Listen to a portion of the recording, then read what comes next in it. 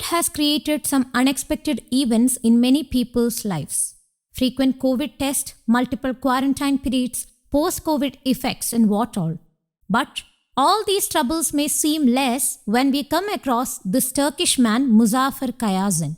This man, who was a leukemia patient, thought that the first contraction of COVID virus would end up fatal. But even after getting COVID positive for 14 straight months, he is still alive. Muzaffer had to conduct 78 straight positive COVID tests during the last 14 months. Surprisingly, he has even now tested positive for the virus and is battling to get rid of the infection at the earliest. Muzaffer Kayasan, aged 56, has the longest recorded COVID-19 infections till date. Moreover, the reason is identified as Kayasan's weakened immune system from leukemia, according to the doctors. I guess this is the female version of COVID. She has been obsessed with me.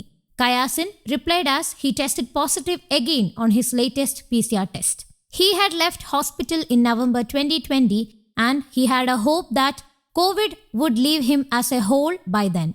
His continuous survival in the hospital for about 9 months separated him from the outside world and even from his granddaughter Azra, who always speaks with him through a glass door back in the garden. "I will play with you when I get well," he told Azra wearing a mask and offered her a plastic toy telephone. Muzaffer also was fated to stay alone in his flat for 5 months as in his quarantine period. Serap Simsek Yavuz, infectious disease and clinical microbiology professor at Istanbul University, is examining Kayasan's case, which is the longest one in his career. Muzaffer is being closely tracked on his health so as to find out if there is any possibility of a mutated variant. Kagri Buk, another doctor from Akibadem Hospital, said that the case of a patient testing positive for 441 days is not something that has been reported until today.